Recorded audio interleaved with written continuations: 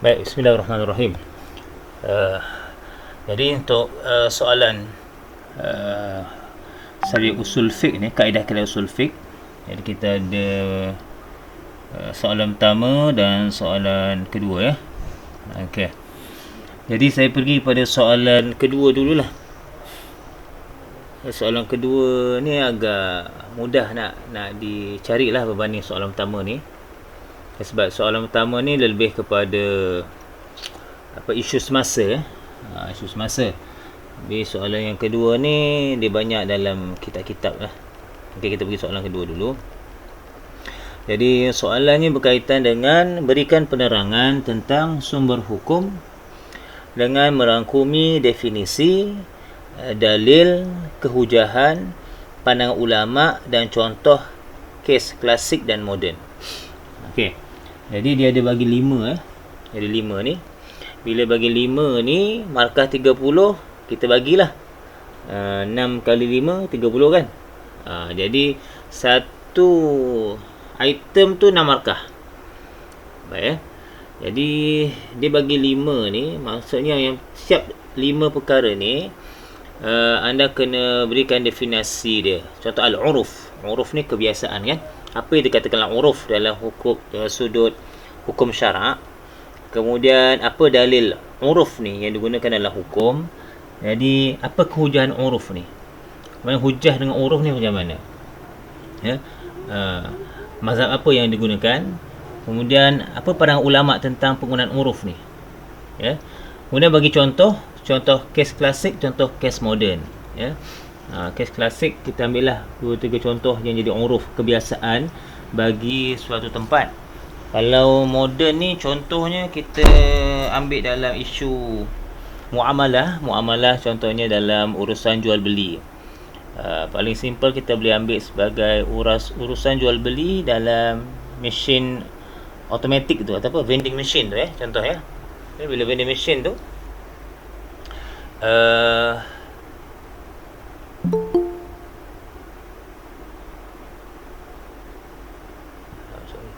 jadi dalam vending machine tu secara urufnya, kaedahnya kena ada akad jual beli.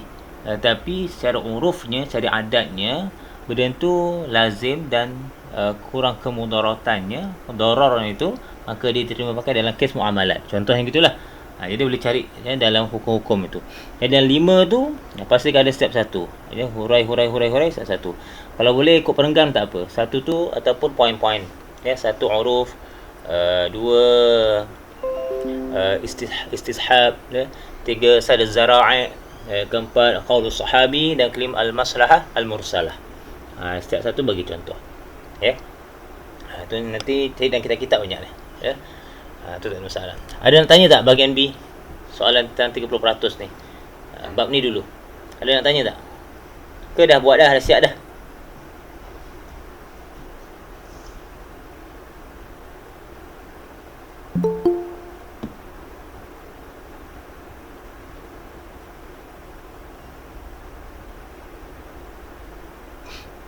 Adik dah siap dah? Belum? Belum Ustaz. Belum ya? Okay, tak apa, nanti slow-slow lah buat. Dia submit bila? Bulan 11 kan? Akhir bulan 11 30 bulan 11 lah sebenarnya. 30 bulan 11 okey lah. Baik. Kemudian kita pergi pada yang pertama ni soalan pertama. Bila bincang soalan pertama ni, yang ini dibagi masalah. Masalah berkaitan dengan penolakan vaksin dan imunisasi bagi orang yang menolak lah, yang tak suka perkara ni. Jadi nak selesaikan masalah ni, dia kena ada satu isu latar belakang anti vaksin ni. Yang ni kena cari artikel-artikel berkaitan dengan apakah kita katakan sebagai anti vaksin atau imunisasi di Malaysia, atau apa sejarahnya sikit lah apa keperluan dia, begitulah. Kemudian kedua, perincian bagi mendekati dan menangani isu tersebut dari usul fiqh. Jadi kena cari bagaimana nak selesaikan isu ni melalui kaedah usul fiqh.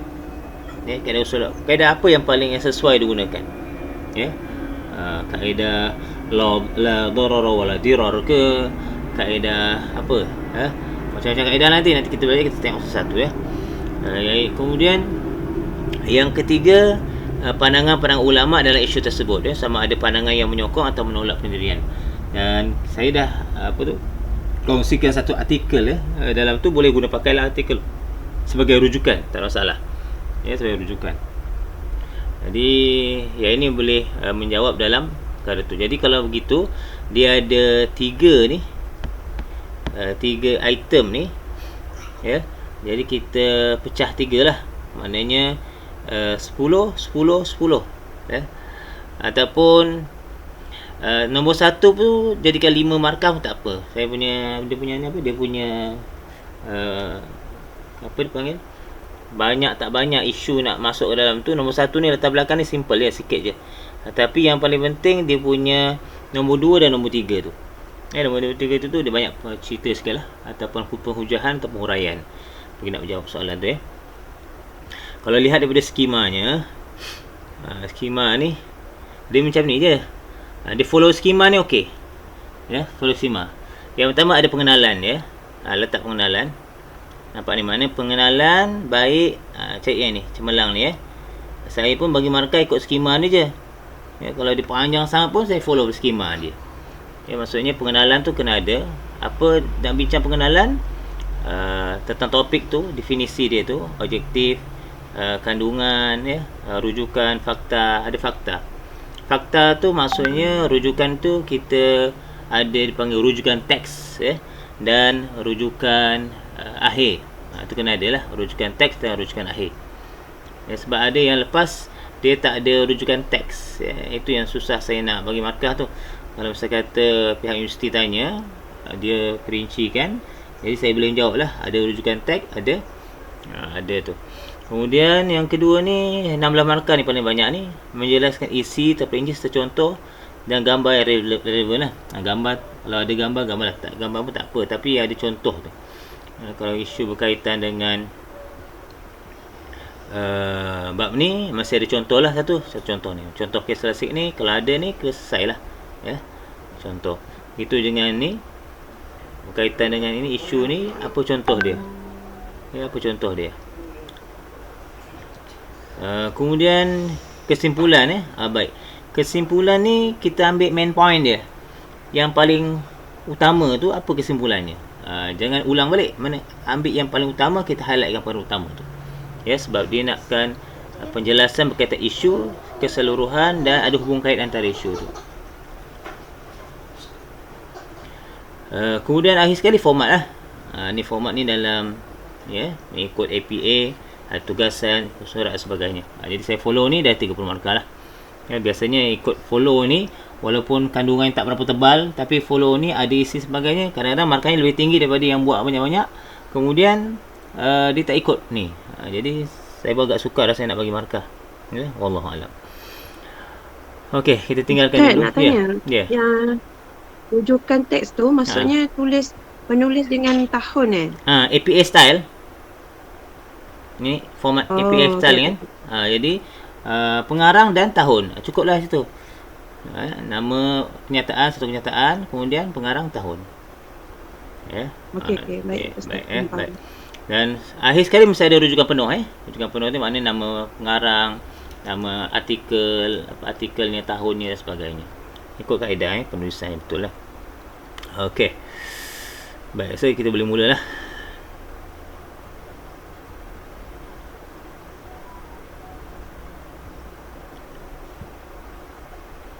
Ustaz boleh ulang semula tak? Yang apa? Untuk isu semasa tu. Penolakan vaksin yang pertama kan? Ya. Lepas tu yang kedua Ustaz boleh ulang tak semula yang apa? Untuk isu semasa tu, assignment. Yang pertama tu penolakan vaksin kan? Yang pertama latar belakang dulu. Kita bincang isu latar belakang dulu. Bagaimana vaksin, pelaksanaan vaksin dan imunisasi di Malaysia dan di luar negara. Maksudnya nak tengokkan keperluannya, perlu tak perlu itu. Itu latar belakangnya lah. Ya. Kalau tak ada vaksin, apa akan terjadi? Itu dia punya latar belakang dia. Okey. Kemudian yang kedua, baru perincian bagaimana nak selesaikan isu tersebut. Jenis orang yang menolak vaksin ni, dia tak suka vaksin. Contohnya dia kata vaksin ni ada isu-isu apa?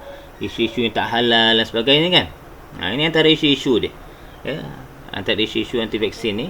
Jadi tengok pendekatan usul fiqh macam mana nak selesaikan masalah ni. Jadi yang artikel yang saya kongsikan tu banyak sebenarnya yang menjawab daripada kajian daripada USIM maksudnya. Kajian USIM dah bincang kaitan ni banyak lah. Ya, kemudian pandangan ulama tentang isu sama ada pandangan menyokong atau menolak. Maksudnya ada ulama yang sokong, ada ulama menolak. Jadi akhirnya anda kena buat kesimpulan lah. Sama ada menyokong atau menolak. Maksudnya jawapan itu sama ada menyokong atau menolak, dia tidak mempengaruhi markah. Sebab hujah anda tu akan kekal gitu. Contohnya, dia sokong, saya akan bagi markah lebih. Yang tolak, saya akan gagalkan. Tak boleh, bukan begitu. Maknanya ini kita bincangkan kaedah. Jadi macam mana ulama guna kaedah, berapa ramai yang menyokong, berapa ramai yang menolak, kemudian kita buat kesimpulan lah. Biasanya kita akan ambil jumhur lah.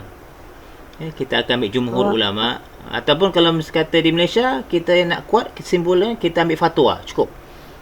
Sebab fatwa setiap negeri ni dia berbeza, atau fatwa kebangsaan kan. Jadi kita ambil yang fatwa yang paling kuat lah. Setiap negara pun berbeza fatwa dia. Okey, boleh maksudnya pandangan ulama tu salah satu lah Ustaz, menyokong atau menolak. Pandangan ulama salah satu atau menolak. Okey. Kalau nak gabungkan boleh juga, ambil yang menyokong, ambil yang menolak. Jadi anda buat kesimpulan. Biasanya kalau ikut dalam buku-buku fiqh, dia akan senaraikan dulu yang menyokong dan senaraikan yang menolak. Kemudian dia akan ambil jumhur ulama. Jumhur maksudnya persepakatan para ulama ambil yang mana. Jadi kita simbolkan gitu. Itu dalam kaedah dipanggil apa? Apa dipanggil? Salah. Kaedah penulisan. Lupalah. Lupalah. Maksudnya ada kaedah membuat kesimpulan umum daripada perkara-perkara atau isu-isu ataupun butiran yang ada. Okey. Baik, bismillahirrahmanirrahim. Saya tu ya. Ada lagi nak masuk tak? Ada 15 orang ya.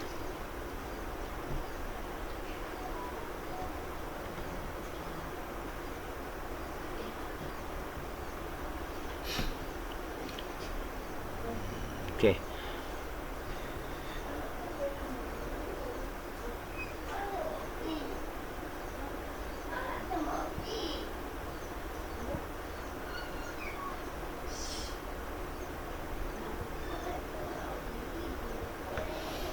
Bismillahirrahmanirrahim.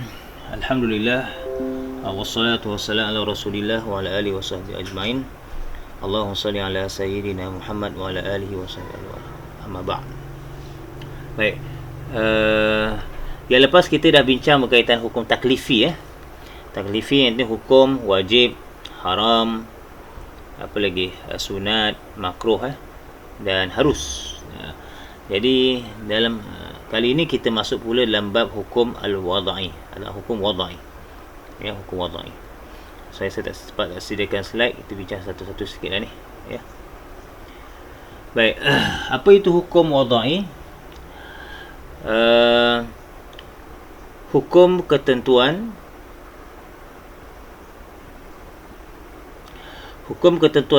di mana Allah menjadikan suatu perkara itu sebagai sebab. Ini satu perkara sebab atau syarat atau halangan. Ada 3 perkara lah kita bincang. Yang lepas kita bincang hukum wadai ada 3. Yang pertama sebagai sebab. Dengan sebab itu jadinya hukum. Yang kedua syarat. Dengan ada syarat tu maka jadinya hukum, atau terbatalnya hukum. Yang ketiga halangan. Mana halangan. Dengan sebab halangan itu maka dia tidak ditakrifkan pada orang itu. Contohnya baik. Jadi 3 perkara ini dia akan menentukan sah atau batal. Sah atau batalnya suatu hukum fiqh menerusi perkaitan yang dibina antara dua perkara. Mana sebab perkara sebab musabab, syarat dan perkara syaratkan, serta mani' atau halangan sebab kewujudannya. Baik, kita pergi pada perkara pertama, sebab. Okey. Yang ini sebab dari sudut bahasa lah. Kita tak bincang lah. Kalau sebab bahasa ni tali penghubung lah. Sebab. Kenapa? Sebab tu. Jadi sudut istilah iaitu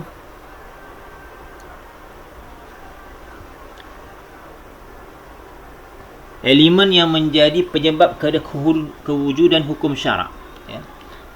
Dengan ada sebab tu maka terjadilah hukum syarak. Kita bagi contoh di sini sebab ni waktu gelincirnya matahari dia jadi sebab kewajipan solat zuhur. Tu dia. Sebab apa solat zuhur? Sebab gelincirnya matahari. Jika tidak gelincir matahari, maka tak adalah solat zuhur. Kita tunggu sampai gelincir matahari, itulah jadi sebab difardukan solat zuhur. Begitu juga perbuatan zina contohnya. Zina ini sebab kewajipan melakukan hudud. Gila sebab terhalangnya orang itu menguruskan hartanya. Ini sebab. Itu sebab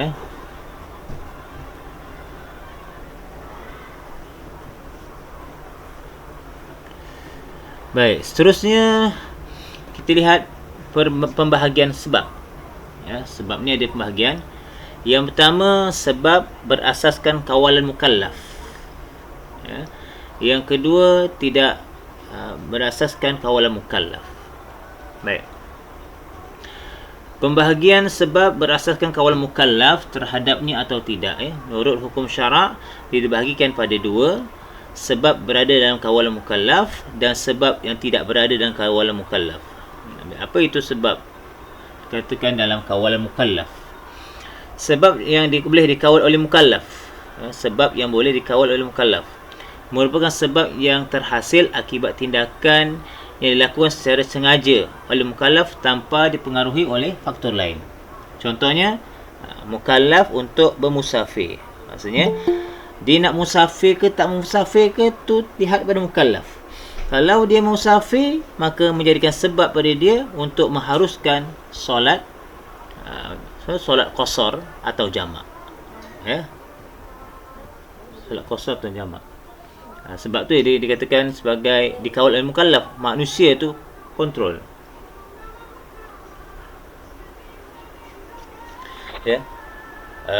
Baik. Ustaz, memang suara slow ke apa ni? Ke saya ni? Slow ya? Slow sangat.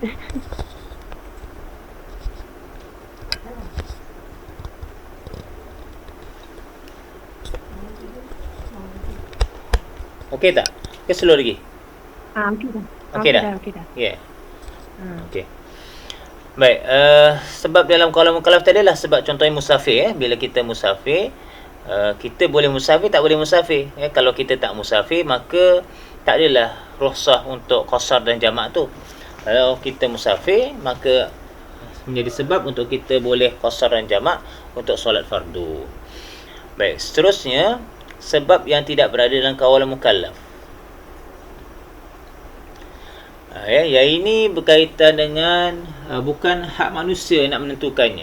Dia faktor luaran. Sebab dia kata dipengaruhi oleh faktor luaran. Contoh apa ni? Perubahan cuaca dan alam. Dia bagi contoh yang tadilah asal tadi tu, iaitu waktu gelincirnya matahari jadi sebab kepada kewajipan solat fardu zuhur. Muncul anak bulan Ramadan menjadi sebab puasa dalam bulan Ramadan. Jadi situasi terdesak darurat menjadi sebab keharusan untuk memakai bangkai. Contohnya kita pergi mana-mana dah tak ada makanan lah dalam hutan, ada bangkai je. Kalau tak mati kita, makanlah bangkai tu. Contohnya. Ini bangkai ni maksudnya bukan ikan ada bangkai yang dibolehkan kita makan, iaitu bangkai daripada laut, ikan. Kalau yang di darat ni kena sembelih dulu. Contohnya. Baik. Sebab yang tidak boleh kawal al-mukallaf ni tadilah sama macam tadi, cuma ni macam berulang semula lah kaitan dengan perubahan cuaca tadi.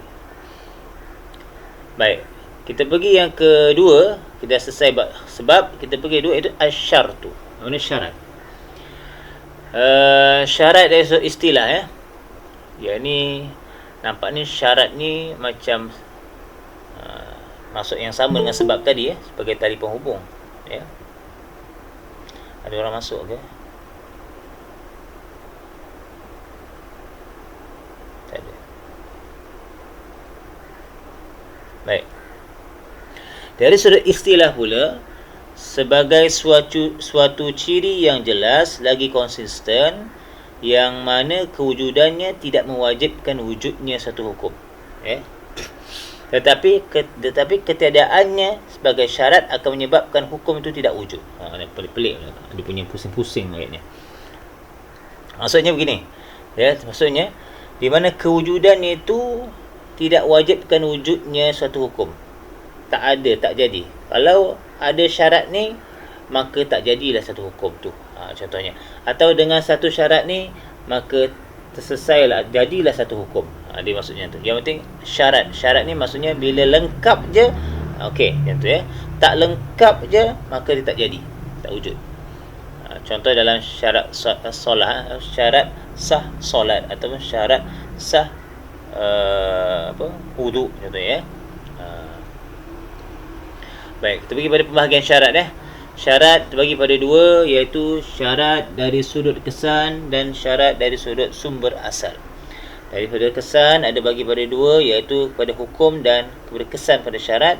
Yang kedua dari sumber asal, mukallaf ja'ali dan syar'i. Okey. Tengok satu apa benda ni. Kan istilah-istilah ni.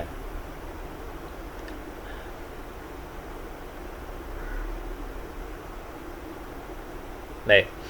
Contoh bagi contoh contoh bagi syarat pada hukum. Kita bagi syarat pada hukum tadi ni syarat pada hukum lah ni. Ni kesan syarat pada hukum Okey.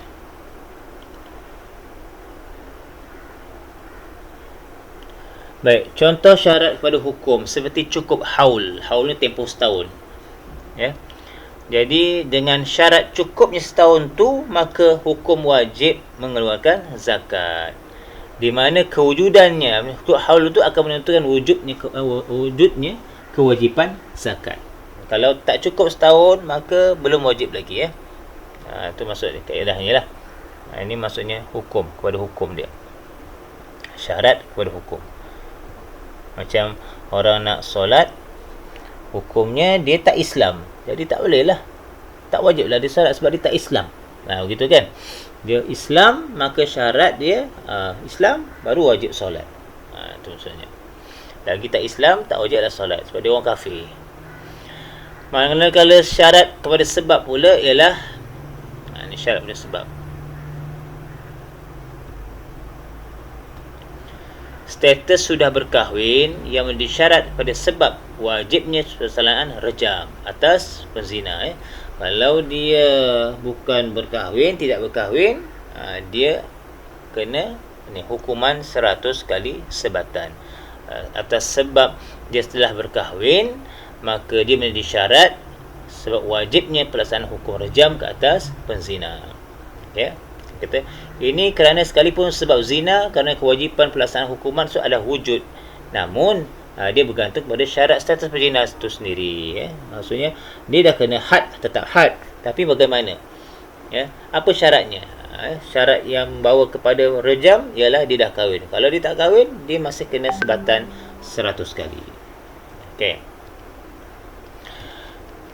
Iaitu pembahagian berkaitan dengan ialah syarat tadi, syarat berdasarkan kesan sudut kesan tadi tu. Mana kesan pada hukum, kesan pada syarat tadi. Hukum tu maksudnya tadilah. Kalau syarat tu dengan zina tadi. Okey. Kemudian pembahagian yang kedua, iaitu syarat dari sumber asal. Sumber asal. Jadi dibagi pada dua, syar'i ataupun jali. Ya. Syar'i bermaksud syarat yang ditetapkan oleh syarak. Syar'i maknanya syarat ditetapkan oleh syarak melalui dalil. Sebagai contoh, kewajipan berwuduk semasa ingin menunaikan solat. Ada dalil untuk wuduk. Surah apa? Surah Baqarah ya. Basuh muka, basuh tangan, sampai ke siku. Itu maknanya ada dalil dia. Jadi dah ada syarat gitu untuk menunaikan solat kena wuduk. Ataupun ada dalam hadis Nabi sallallahu alaihi wasallam. Syarat jali pula iaitu syarat yang ditetapkan seorang mukallaf. Ini seorang mukallaf. Contohnya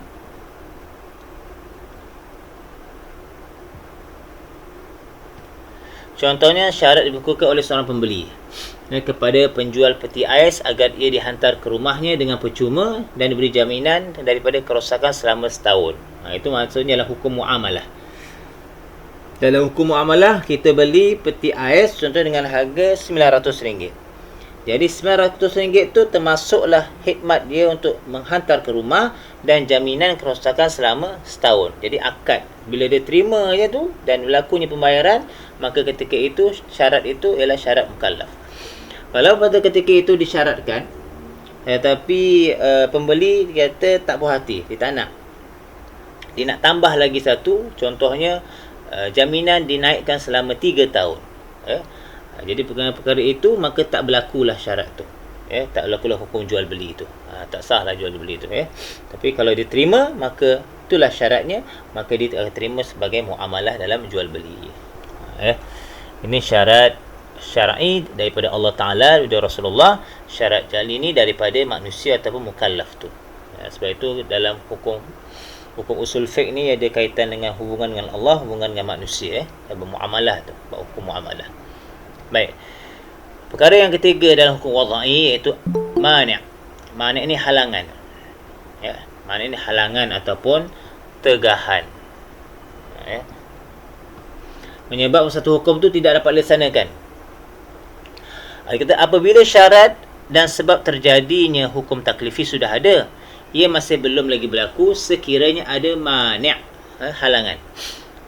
Sebagai contoh ni, haid dan nifas ni mani' kepada solatnya seorang perempuan.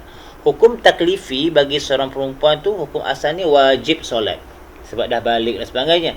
Tetapi dengan ada sebab halangan haid dan nifas, dia tidak solat. Begitu, dia tak perlu solat. Contoh yang lain, perbezaan agama jadi mani', menghalang bagi pewarisan harta dalam hukum faraid. Dia ada adik-beradik, ayah Islam, anak-anak dia ada 5 orang, 3 Islam, 2 tak Islam. Jadi hukum syarak 3 tu dapat, 2 tu tak dapat. Jadi 2 tu macam mana nak bagi? Dia boleh bagi hibah lah. Kalau hukum faraid takkan dapat lah. Sebab faraid ikut Islam dia. Itu contoh kaedah. Okey, seterusnya kita lihat pembahagian mani'. Hukum mani' ni ada bagi pada 2, iaitu halangan kepada satu hukum dan halangan pada satu sebab. Baik. Mani' kepada hukum Mani' kepada hukum bermaksud suatu perkara yang dijadikan oleh hukum syarak sebagai halangan kepada wujudnya hukum. Dihalang begitu sekalipun sebab yang mendorong hukum berkenaan telah wujud. Contohnya tadilah kedatangan haid dan nifas menjadi halangan kepada kewajipan menunaikan solat bagi perempuan, walaupun dah masuk waktu perempuan tu dan sebagainya lah, dah masuk waktu pun perempuan tu sihat, tak sakit dan sebagainya, tetapi dengan sebab dia haid dan nifas, dia terhilanglah kewajipan untuk melakukan solat pada ketika itu. Mani' kepada sebab. Mani' kepada sebab bermaksud suatu perkara yang dijadikan oleh syarak sebagai penghalang kepada kewujudan suatu sebab. Contoh, hutang adalah halangan, mani' kepada pemilikan nasab, yang merupakan sebab pada kewajipan menunaikan zakat. Ini bagi orang yang berhutang ni bukan hutang beli kereta mewah-mewah ni, bukan ni. Ini dia nak sara hidup dia pun, nak makan sehari pun dia terpaksa berhutang nak beli beras. Contoh gitu ya. Jadi dia merupakan halangan kepada dia nak tunaikan zakat. Sebab dia dah tak ada duit. Kemudian sebagainya. Ini contohnya. Ini kerana sekalipun harta seorang mukallaf itu pada zahir dapati telah mencapai kadar nasab yang wajib dikeluarkan zakat, tapi kerana ketangguhan hutang yang dipikul olehnya boleh menjadi penghalang kepada kewajipan tersebut. Ya. Dia kepada hutang kepada keperluan ya, bukan kehendak ya. Keperluan. Nak perlu sangat benda tu. Ya. Baik, seterusnya hukum wada'i tambahan. Jadi kita dah habis bincang hukum wada'i, iaitu berkaitan dengan asbab atau sebab, kemudian syarat, kemudian mani', tiga perkara itulah. Hukum wada'i tambahan. Ini hukum wada'i ini tambahan-tambahan dia itu berkaitan dengan hukum sah, fasad, batal, azimah dan rukhsah. Ada 5 perkara lah. Baik. Hukum pertama sah ataupun sihah. Sah ni, ya. Sah tu apa maksud sah? Perbuatan yang boleh menghasilkan kesan bersifat syarak. Sama ada bentuk ibadah atau percakapan atau muamalah. 3 perkara ni lah. Ibadahnya sah, percakapannya sah betul, muamalahnya sah betul ya. Baik, dan mendapat pahala. Contoh, wuduk yang mencukupi rukunnya dan syarat-syaratnya sah. Kalau tak cukup, tak ikut syarat, tak sah. Haji yang menepati rukun-rukun dan syarat-syaratnya, maka sah lah. Begitu yang solat ya. Solat dia ada rukun qauli, rukun fi'li, rukun qalbi. 3 tu sah. Jadi sah lah. Baik, kemudian batal ataupun al-batlan. Batal ni batal. Perbuatan yang tidak menghasilkan kesan syarak. Apa maksud tidak menghasilkan kesan syarak? Tak dapat pahala. Ya. Kesan menghasilkan kesan syarak dapat pahala. Ya, diterima benda itu oleh Allah Taala. Tapi batalan ni tidak diterima oleh Allah Taala. Baik, sama ada disebabkan oleh ketinggalan mana-mana rukun atau syarat. Maksudnya gugur rukun atau syarat, maka dia batal. Contohnya solat tanpa rukuk dan atau sujud. Ya. Solat tanpa rukuk atau sujud. Di mana solat fardu lah, bukan solat jenazah ni. Solat fardu, solat sunat Jadi yang tak ada rukuk. Rukuk ni maksudnya bukan solat dalam keadaan sakit. Solat dalam keadaan sakit ada juga rukuknya tapi melalui isyarat, ada je sujudnya tapi melalui isyarat, Tapi yang ini solat yang tak ada rukuk. Contohnya Allahu Akbar, kemudian terus Assalamualaikum warahmatullahi, Assalamualaikum warahmatullahi. Tak adalah tu. Ataupun solat tanpa wuduk. Tanpa wuduk ni maksudnya memang tak ambil wuduk langsung, bukan berkaitan dengan rukhsah dengan sebab tak ada air. Kalau tak ada air kita tayamum lah.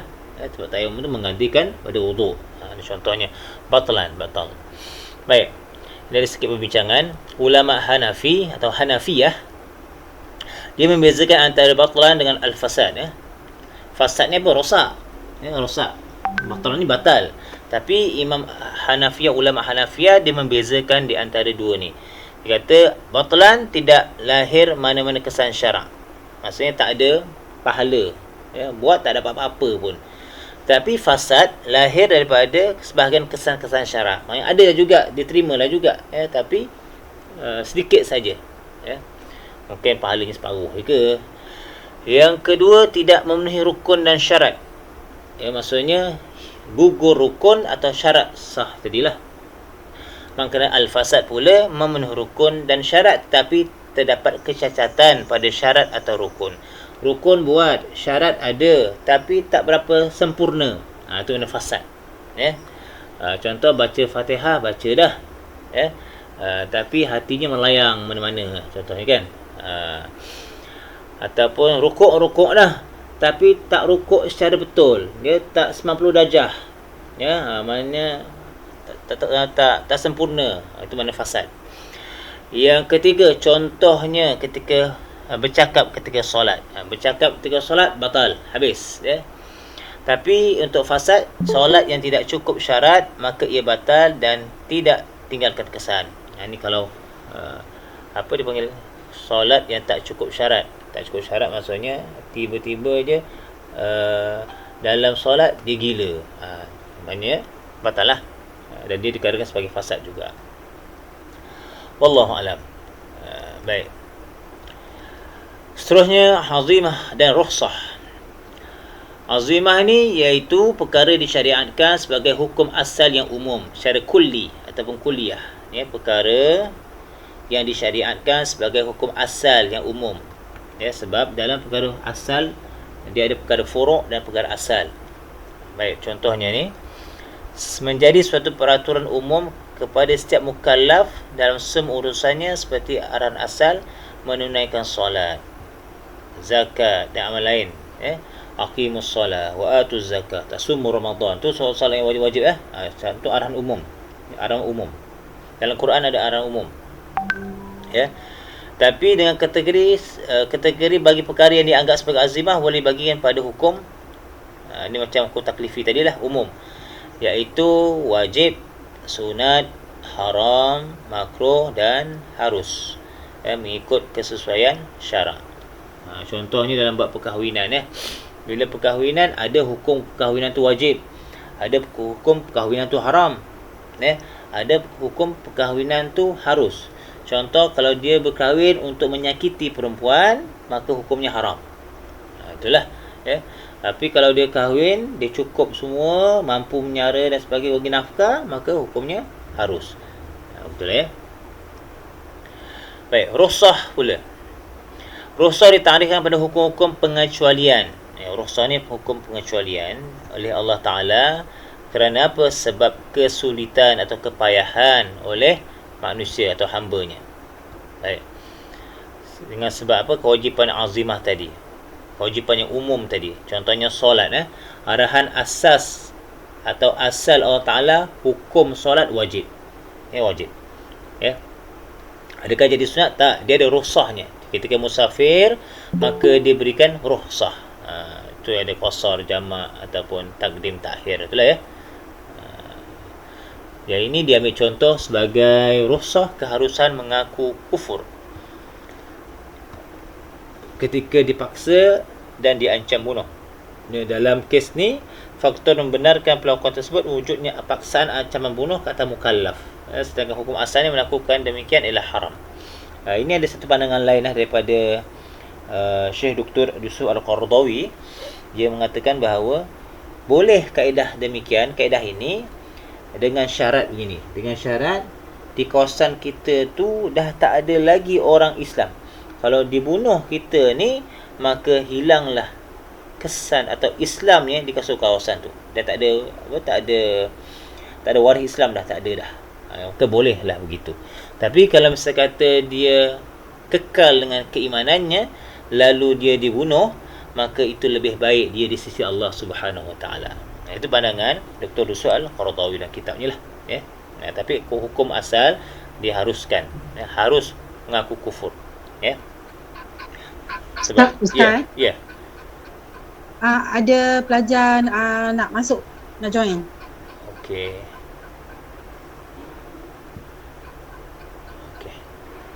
dah. Jadi kalau ada beritahu, ya, sebab saya dalam ni ada lagi ni. Ustaz ada kongsi ni ke? Kongsi apa? Skrin apa untuk nota ni ke? Saya punya handphone tak dapat lah. Macam mana nak tengok? Sekejap, saya ada kongsi. Ada. Ada yang lain ada nampak tak? Bukan nota tu juga apa? Saya tak ada buat PowerPoint pun, tak sempat nak buat PowerPoint. Jadi saya baca je lah nota yang diberikan kepada saya tu. Tak ada. Oh. Yang lain nampak tak? Tak apa Ustaz. Skrin ada. Skrin ada kan? Dia tu skrin tu ada yang tak ada kot. Ya. Ada skrin. Tak ada, tak ada. Cuba check balik lah. Sama-sama. Sistem tu tengok balik. Saya memang saya presenting ni. Memang ada dia punya tu. Okey, saya teruskan, ya. Ataupun check balik nota. Buka nota yang tu. Okey, cuma saya huraikan sikit lah. Okey, selesai. Itu hukum wadai tadi. Yang tambahan ya, sah, batal, azimah dengan rukhsah. Ya, ada 4 ya. Kemudian yang ni contohlah untuk perkara rukhsah, solat kepada yang tidak mampu, solat bagi pesakit. Okey. Ini contoh rukhsah dalam solat ya. Okey. Kemudian kita pergi pada sumber hukum pula ya. Baik, sumber hukum selain daripada Quran dan As-Sunnah, dia ada sumber-sumber yang lain. Ya. Sebab ada setengah ni hanya berpegang pada Quran dan Sunnah, sedangkan para sahabat juga menggunakan kaedah-kaedah yang lain untuk menentukan satu hukum. Baik. Sumber hukum yang disepakati oleh para ulama fiqh ya. Al-Quran dan As-Sunnah. Ya, sedang yang lain ada lain apa dia? Ijma'. Ijma' ulama ya. Ada qiyas, istishab, istihsan, maslahatul mursalah, sad az-zara'i ya, uruf, istihsan, hukum bagi maksud dipanggil apa? Qaul sahabah ya. Mazhab sahabi ni. Dan ada yang menggunakan dan ada pula tidak menggunakan ya. Sebab dia hukum mazhab ya masing-masing ya. Ada macam sad az-zara'i ni banyak dalam mazhab Malikiyah ya. Malikiyah dan Hanafiyah ya. Ada yang lain lah macam istihsan istihsan ni Syafi'i tak banyak guna, tapi ada yang lain guna ya. Tapi kadang-kadang kita guna juga ya, istihsan ni. Istihsan contohnya menjadikan sesuatu itu baik dan ambil sebagai satu hukum ya. Banyak dalam bab muamalah lah ya. Baik, ini urutan dia. 1 Al-Quran, 2 As-Sunnah, 3 Ijtihad ya. Kemudian ada ulama dan sebagainya lah. Ini dia punya ni Sad az-Zara'i, syarhun man qablana ni hukum bagi umat sebelum kita ni, panggil syarhun man qablana, sebelum kita ya. Hukum-hukum yang terdahulu kadang-kadang diguna pakai juga. Baik, mana dalilnya yang kita gunakan bila ditanya? Ini dalilnya dalil urutan sumber hukum tu. Ini peristiwa di mana Rasulullah sallallahu alaihi wasallam menghantar Muaz bin Jabal menjadi gubernur atau ketua di Yaman ya. Jadi ditanya kepada Muaz bin Jabal oleh Rasulullah sallallahu alaihi wasallam, bagaimana engkau memberi keputusan jika menghadap kepadamu sesuatu yang harus untuk diberi keputusan ya? Macam mana kalau nak hukum? Jadi jawab Muaz, aku akan putuskan atau hukumkan dengan kitab Allah. Ya, kitab Allah. Jadi Rasulullah tanya lagi, kalau tak ada kitab Allah, maka Muaz jawab dengan sunnah Rasulullah sallallahu alaihi wasallam. Nabi tanya lagi, kalau tak ada dalam sunnah Rasulullah, dia kata aku berijtihad dengan pandanganku, pendapatku dan seluruh kemampuanku ya. Maka Rasulullah sallallahu alaihi wasallam lega dan berkata, segala puji bagi Allah yang telah memberi taufik kepada putusan Rasulullah sallallahu alaihi wasallam. Rasulullah menggunakan perkataan taufik ya. Dia tak menggunakan kata hidayah. Dalam definisi taufik ini ialah pelaksanaan bagi hidayah tu ya. Taufik dan hidayah. Hidayah ni Allah bagi petunjuk, tapi laksana tak laksana tu berdasarkan taufik. Dapat taufik laksana. Tu maksudnya ya. Itu kadang-kadang kita minta hidayah, tak cukup lagi, minta taufik sekali ya. Taufik ni kita dapat laksanakan dengan redha Allah Subhanahu Wa Taala. Dan dalam hal ini diredai oleh Allah Rasulullah sallallahu alaihi wasallam. Okey, ini contoh dia punya dalilnya. Baik, setakat ni ada soalan berkaitan hukum wada'i. Kita dah bincang berkaitan dengan asbab, syarat, mani', kemudian hukum tambahan ya tadi, sah, batal, ada fasad, ada azimah dan rukhsah, dan kemudian kita ada sumber hukum iaitu Quran, Sunnah, ijtihad dan seterusnya lah sampai qaulus sahabah sebenarnya. Wallahu a'lam. Baik, ada soalan sekat ni? Saya buka soalan dulu lah nak tanya. Dah 1 jam ni.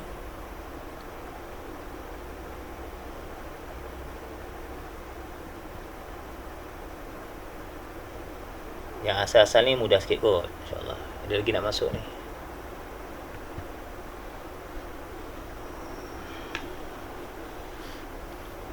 Ustaz masuk tak Ustaz? Ustaz apa tu namanya?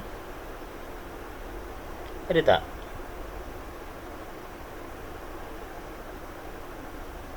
Tak ada pun Ustaz. Yang Ustaz Asrul. yang unknown ni siapa? Yang tak diketahui ni siapa?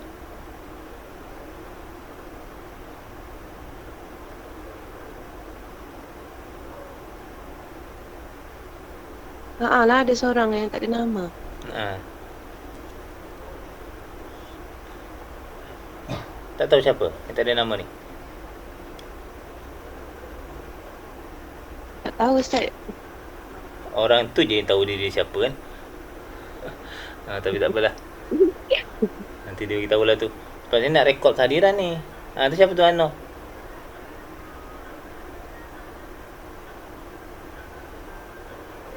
Nampak macam nak bercakap. Okay, tak apalah. Nanti chat dia, chat. Bagi tahu nama siapa Ano ni.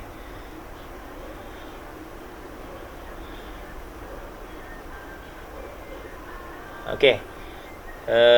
Seterusnya kita ambil kuliah satu lagi. Tajuk seterusnya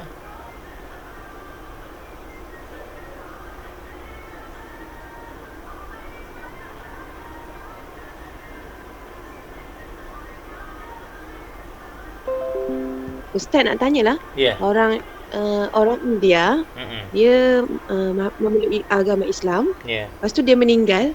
Harta dia tu boleh diwarisi oleh keluarga dia ke ataupun Yang Islam je lah. terus disalurkan? Yang Islam je. Tak. Kalau keluarga dia pun tak ada yang Islam? Dari Islam maka Baitul Mal. Oh, Hmm. okey. Baitul Mal. Sebab ada kes kawan suami saya. Ya. Dia keluarga dia tak Islam. Jadi harta pusaka dia tu dia tak ada pula. Dia tak sempat nak buat hadiah ke apa ke kan. Terus ke Baitul Mal lah. Maksudnya Hukum kerajaan asalnya ke Baitul Mal lah. Tapi sekarang di Malaysia tak berlaku benda tu. Tak berlaku. Maka macam kita yang ada apa, yang Islam pun kadang-kadang tak ikut hukum pun kadang. Baru meninggal ayah contohnya, harta tak dihibahkan. Kemudian ikut hukum faraid. Jadi yang mengurus yang tu kadang-kadang kita pun tak buat faraid. Begitu. Sebab kita tak ada yang jadi boleh je lah. nak macam mana? Boleh je lah. Jadi boleh lah keluarga dia ambil harta dia. Kalau ikut hukum kena bagi Baitul Mal lah kan. Dan macam mana? Ambil je lah. Jadi boleh lah kalau keluarga dia ambil je. Boleh. Sebab kita undang-undang kita pun tak berkuat sangat untuk hukum syarak ni. Sebab kita punya mahkamah syariah tidak terpakai kepada non-Muslim. Itu je. Kalau hukum syariah kita terpakai non-Muslim, tak masalah. Macam ada isu dekat Gombak tu apa? Qadiani isu Qadiani. Jabatan Agama Islam Selangor declare mereka dah keluar agama Islam. Jadi Jabatan Agama serbu di kawasan itu, maka dibuat saman kepada Jabatan Agama. Sah sebab dia guna mahkamah section, sebab dia ngaku bahawa dia bukan Islam. Kita tak boleh pakai. Ya, gitu. Okey.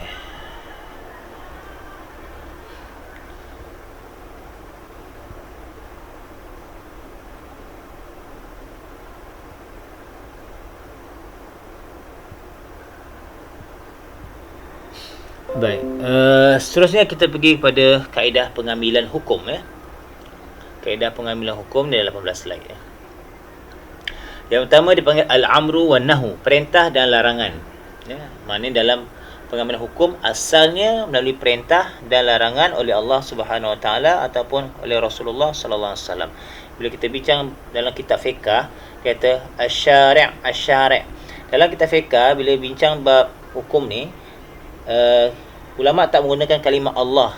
Ulama lebih menggunakan kalimah asy-syari'.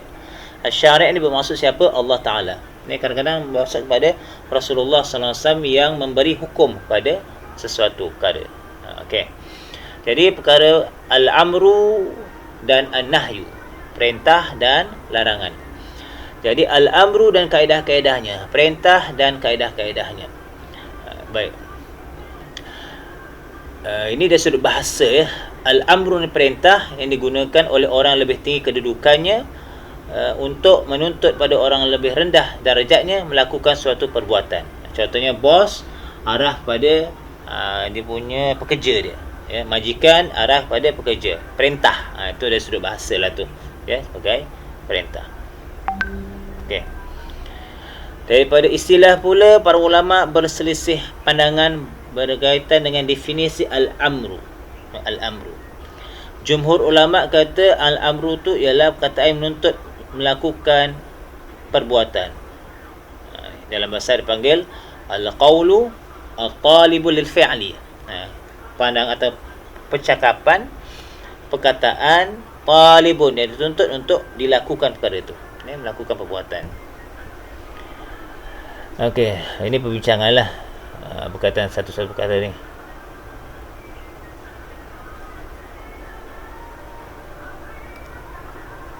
Baik. Al-qawlu, qaul itu menunjukkan syarat, isyarat. Mana isyarat untuk menuntut, ya, isyarat untuk menuntut. Manakala at-talibu tu pula mengeluarkan berita dalam perkataan yang bentuk berita tidak dikatakan sebagai amru ataupun perintah. Maksudnya mengeluarkan berita, perkhabaran tu, ya, tentang apa, ya. Sebab perkataan yang berbentuk berita tak dikatakan perintah, ya. Perkataan yang berbentuk berita tidak dikatakan perintah. Maksudnya ayat penyata bukanlah perintah. Kalau ayat suruhan, perintah, kan?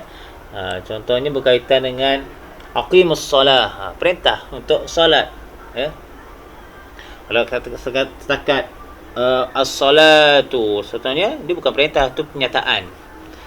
Kemudian al-fi'li, ta'rif mengeluarkan tegahan, ya, untuk mengeluarkan tegahan kerana perkataan ini menunjukkan tegahan. Lil fi'li, tegahan melakukan perbuatan tidak dinamakan al-amru tapi dinamakan an-nahyu, ya. Baik. Maksud dia ada kaitan dengan tegahan juga. Perintah juga, tapi ada juga dipakai sebagai tegahan.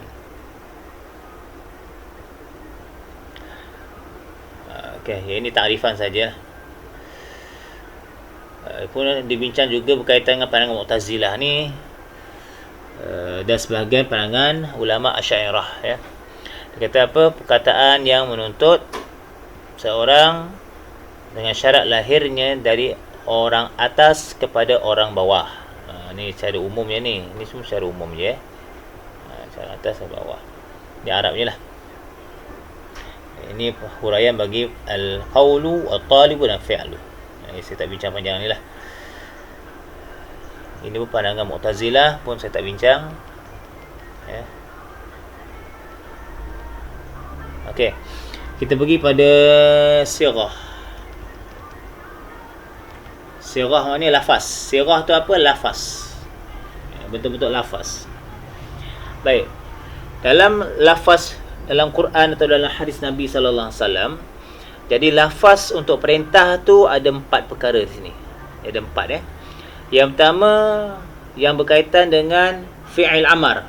Ini ataupun kata perintah. Fi'il amar, ya, kata perintah. Yang kedua fi'il mudhari' tetapi dimasuki oleh lam al-amr. Dia fi'il mudhari', ya, sesuatu yang berterusan, tapi dalam tu dimasukkan lam. Lam tu bermaksud lam perintah. Yang ini sebenarnya kalau ikut kaedahnya, fi'il mudhari' masuk lam, dia jadi perintah yang berterusan berbanding yang pertama tu fi'il amar tu. Fi'il amar sekali je. Dalam Quran kata iqra bismi rabbikal ladzi khalaq. Bacalah. Bacalah. Tapi kalau kita lihat dalam ayat-ayat yang lain,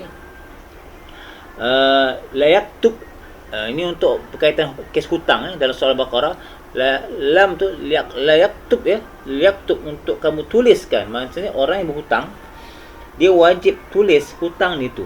Dan secara berterusan dia kena ingat hutang dia. Ini contoh dia. Sebab itu ulama menentukan hukum berdasarkan apa yang ada dalam Quran atau hadis. Yang ketiga, sesuatu yang diperlakukan sebagai fi'il amar, seperti isim, fi'il, ya. Ini seperti isim lah, kata fi'al lah. Contoh la, tidak ya. Ada la itu.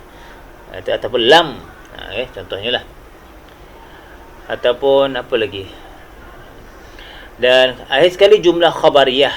Jumlah khabariyah, ayat-ayat berkaitan dengan khabar, tapi artinya tu jumlah kalimah tuntutan bukan insaniah ni. Insaniah pun. Maknanya dari secara umumnya dia merupakan suatu perintah atau tuntutan. Walaupun ayat tu ayat jenis ayat standard, ayat berita, ayat perkhabaran. Okey. Itu bagi satu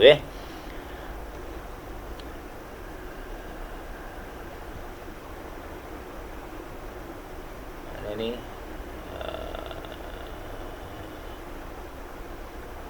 baik.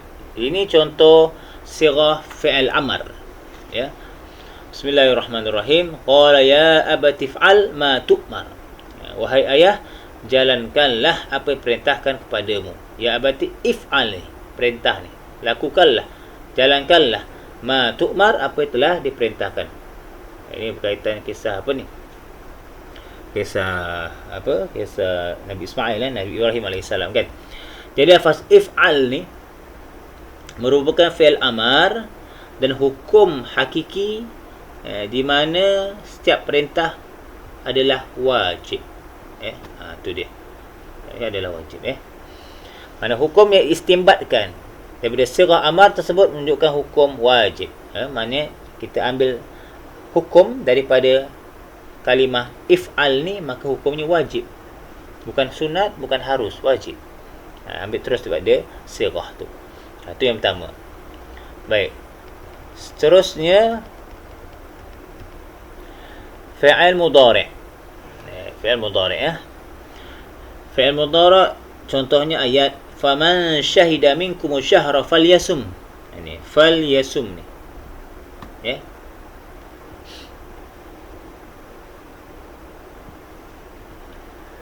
Siapa di antara kamu menyaksikan anak bulan, faman syahida minkum syahr falyasum. Dia punya terjemah pun tak habis ni. Maka puasalah dia. Jadi falyasum ni gabungan fi'il mudhari'. Ni yasummu ni, sama yasumu. Ini ditambah dengan lam al-amru, lam perintah. Maka melakukan disertai dengan lam perintah, hukumnya ialah wajib. Kalau ikut dalam kitab lain panggil wajib yang berterusan. Selama bukan setakat dia lihat anak bulan je, lepas tu tempohnya tu 30 hari atau 29 hari dia kena berpuasa juga. Kalau ikut kaedah asal dalam hukum ni, secara zahir ayat, siapa yang nampak anak bulan puasa. Siapa tak nampak anak bulan tak puasalah. Dia ada hukum lain. Tapi tak boleh guna pakai kaedah gitu. Maksudnya ayat ni secara umum menunjukkan wajibnya puasa siapa yang nampak anak bulan. Okey. Yang ini pula yang dikata yang nombor 3 tadi. Sirah tapi kata perkataan isim, kata terbitan. Kata terbitan. Contohnya ayat farihanun maqbudah. Maka hendaklah ada barang jaminan yang dipegang. Lafaz farihanun ni dia kata terbitan pada rahana, rahnun, menunjukkan pada perintah. Hukum istimbatkan lafaz ini menunjukkan perbuatan itu adalah wajib. Ini kata al-isim tu, perintah tu. Ini wajib. Ini yang kaedah yang ke 1, 2, 3. Ketiga. Manakala yang keempat pula jumlah khabariyah. Ayat-ayat penyata tapi difahami sebagai perintah. A'udzubillahi minasyaitonirrajim. Wal walidatu yurdi'na auladahunna haulaini kamilaini liman arada an yutimma ar-radha'ah. Sadaqallahu azim. Surah Al-Baqarah. Dan ibu-ibu hendaklah menyusukan anak-anak mereka selama 2 tahun genap, iaitu bagi orang yang hendak menyempurnakan penyusuan itu. Ayat ni ayat penyata, tapi nampak macam ayat ni sebagai satu perintah. Sirah tuntutan para ibu menyusukan anaknya selama 2 tahun. dia bukan bertujuan untuk memberitahu tempoh, tapi perintah untuk susukan anak. Wajib susukan anak. 2 tahun tu isu lain. Ya, ada yang 2 tahun, ada yang 3 tahun, ada yang setahun dan sebagainya. Tapi perintah untuk yurdi'na ni. Susukan ni. Perintah. Sebab apa? Sebab itu tanggungjawab ibu kepada anak. Bagi satu perintah. Baik, ada tambahan yang lain. Tambahan lain mana sirah yang hadir menunjukkan wajib. Ada perkataan farada. Ini contohnya ya. Ini tambahan lain Ada sirah. Sirah ni maknanya lafaz yang lain dalam Quran. Contohnya ni, qad faradallahu lakum tahillata aymanikum. Sesungguhnya Allah telah menetapkan bagi kamu, maknanya mewajibkan bagi kamu melepaskan diri dari sumpah kamu. Dengan bayar apa? Denda.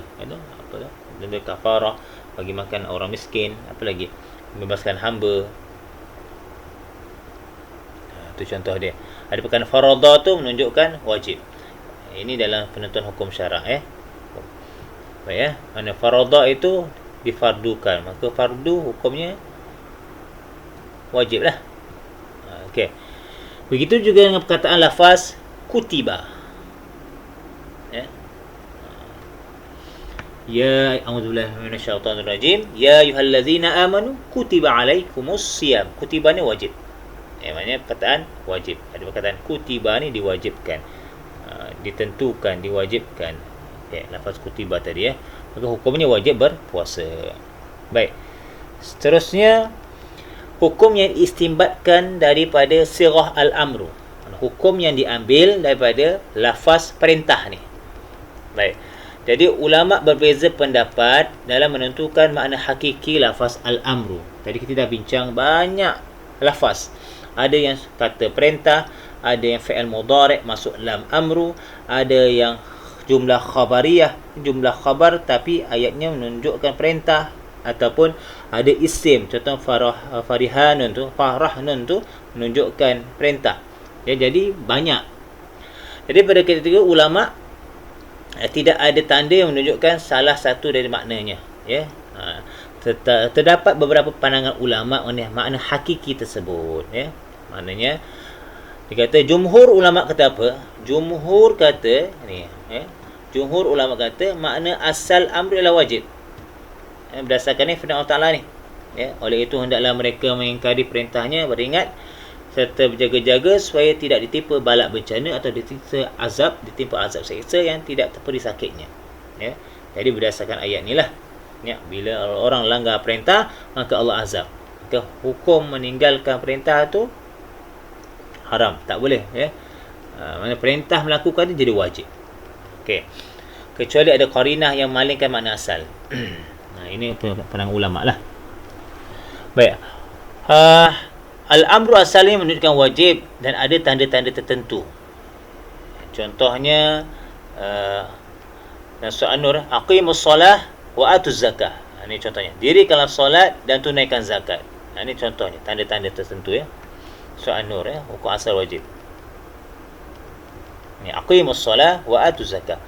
Lafaz aqimu ni, dirikanlah kamu ni, ini menunjukkan fi'il amar bermaksud perintah. Itu jelas, tak ada masalah ni. Tiap-tiap perintah wajib. Jadi sembahyang ni aqimus solah. Jadi sembahyang hukumnya wajib. Itu selesai. Namun ada sikit terdapat beberapa hukum yang dapat dikeluarkan atau diistimbatkan dari sirah-sirah amar selain dari wajib. Bukan setakat wajib je. Jadi ulama boleh keluarkan banyak lagi hukum berkaitan dengan lafaz perintah atau fi'il amar tu dalam Al-Quran mengikut kesesuaian qarinah. Qarinah ni sebab yang hadir bersamanya. Contohnya, hukum hakiki wajib tadi boleh jadi selain daripada hukum wajib dengan adanya qarinah atau petunjuk yang memalingkan makna tersebut. Ada sebab untuk kepada perkara sunat. Kadang-kadang perintah tu boleh jadi sunat, kadang-kadang boleh jadi harus. Lafaz tu kadang irsyad sebagai petunjuk, kadang ta'dib ini untuk pengajaran saja. Kadang inzar, kadang jadikan sebagai amaran, ataupun ta'jiz untuk melemahkan orang yang mencabar berkaitan dengan perkara tu. Ya. Kadang-kadang boleh jadi doa, ya. Kadang-kadang boleh jadi ikram. Ikram ni memuliakan, ya. Ataupun tahsir, taswiyah, imtinan, ya. Takwin dan macam lah, tafwid, takdir, itimam, macam-macam ni, tamim dan sebagainya. Ini dah hukum-hukum yang ada, ya. Jadi bukan setakat hukum wajib saja, dia berdasarkan apa dia punya qarinahnya, dia membawa kepada mana. Sebab itu ulama nak bincang bab ni, dia kena ada ilmu lah berkaitan, terutama ilmu dalam bahasa Arab, ilmu hadis dan ilmu ulumul hadis dan ulumul Quran, ya, sebab dia mesti ada kaedah-kaedah yang lain lah. Baik, contoh, ya, sirah boleh masukkan sebagai sunat. Hendaklah kamu melaksanakan perjanjian itu dengan mereka jika kamu mengetahui ada sifat-sifat yang baik pada diri mereka.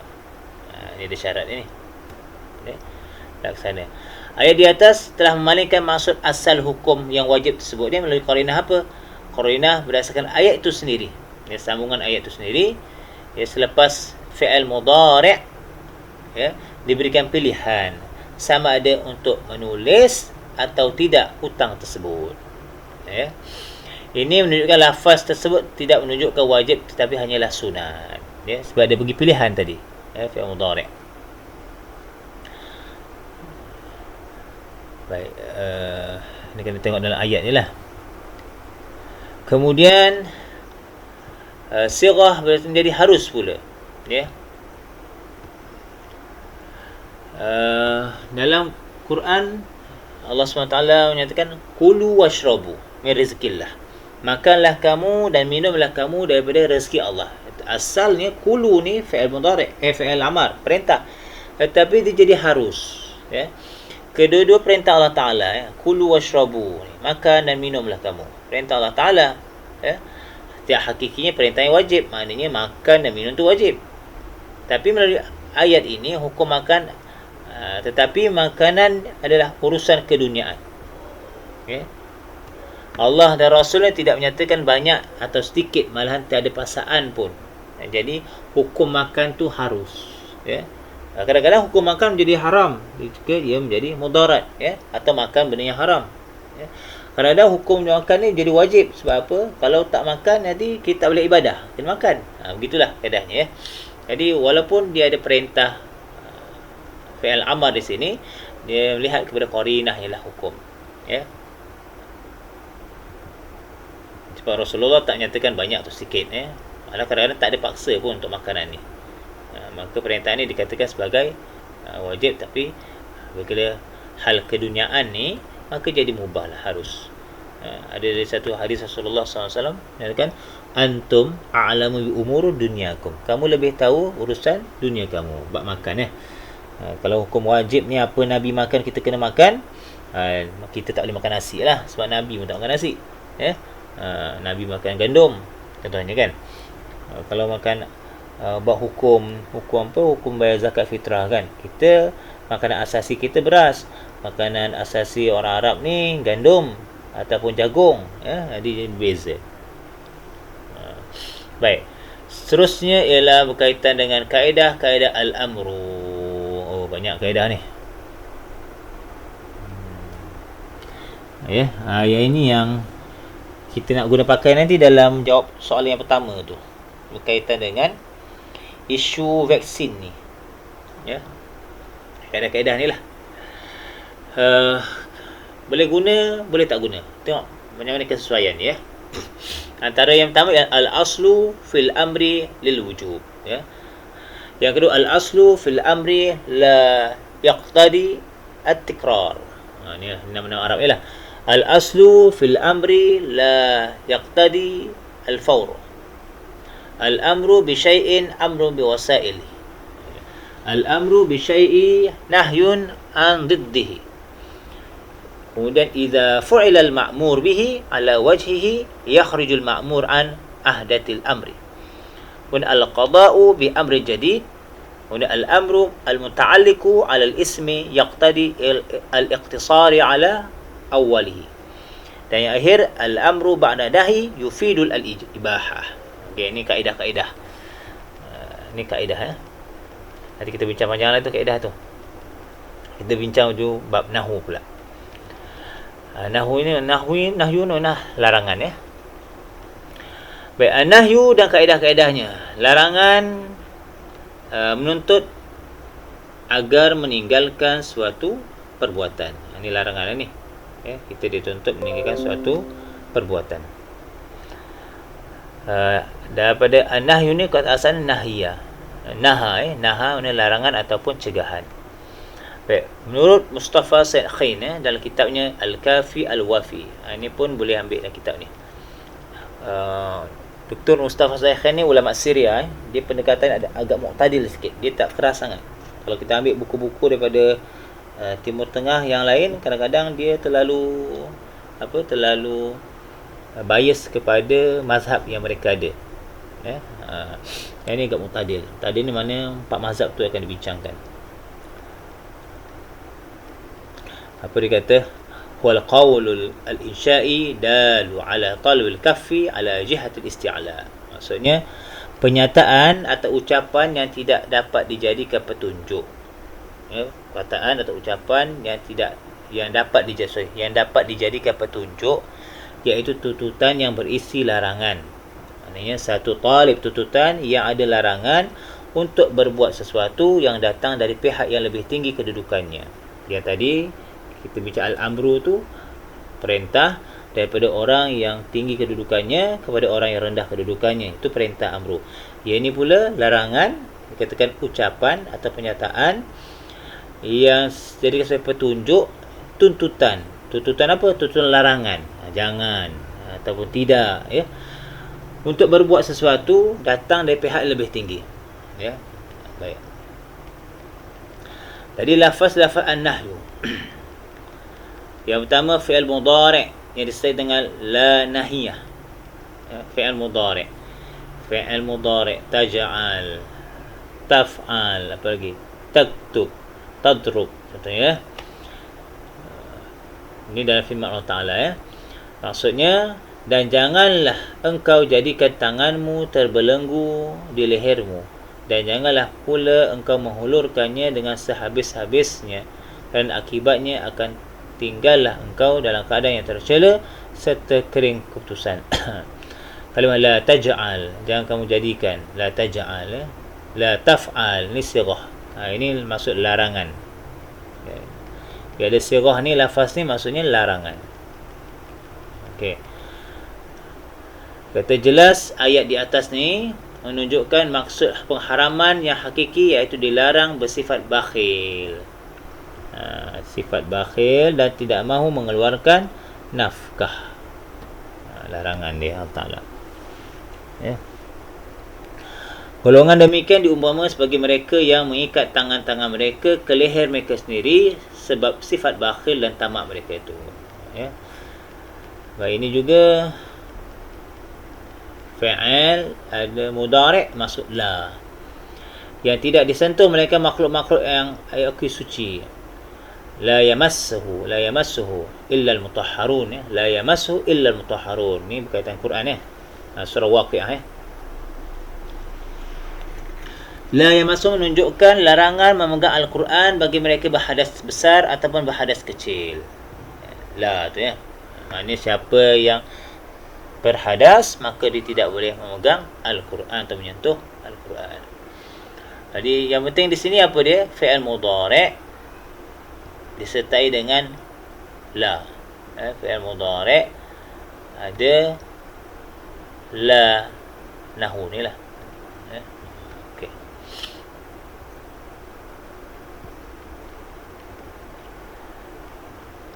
Seterusnya, jadi tadi sirah la dengan fi'il mudhari'. Ia ini jumlah khabariyah, ayat penyata, tapi secara jumlah insya'iyah. Maksudnya dalam firman Allah Ta'ala surah An-Nahl ayat 115, sesungguhnya Allah hanya mengharamkan kepada kamu memakan bangkai dan darah dan daging babi dan binatang yang disembelih tidak kerana Allah, maka sesiapa terpaksa makan kerana darurat sedang ia tidak mengingininya, maka dan tidak terlampau melampaui batas pada kadar benda yang dimakan itu, maka tidaklah ia berdosa. Sesungguhnya Allah Maha Pengampun lagi Maha Penyayang. Ini ayat penyata jumlah khawariyah. Ayat tentang apa? Tentang larangan untuk makan benda haram. Bangkai, darah, babi, binatang yang tidak disembelih. Ya. Tapi di sini ada disebut berkaitan dengan rukhsah tadi ya. Jadi perkataan haram menuntut untuk meninggalkan perkara tersebut. Itu makan apa? Bangkai, babi, darah ya. Hurima alaikumul. Baik, ini kaedah-kaedah nahwu. Kaedah-kaedah nahwu atau kaedah larangan, iaitu al-aslu fi nahyi lit-tahrim. Asal dalam larangan ialah haram. Contohnya lah an-nahyu 'ani syai' amrun 'an diddihi. Larangan pada sesuatu itu satu perintah daripada lawannya. Itulah. Al-aslu fi nahyi al-mutlaq yaqtadi at-tikrar fi jami' azminah. Ini kaedah yang lain. An-nahyu yadullu 'ala al-fasad al-manhiya anhu fi al-ibadah. An-nahyu yadullu 'ala al-fasad manhiya anhu fi al-uqud. Ya.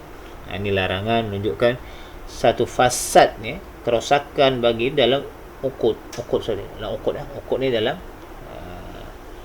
harta lah, jual beli.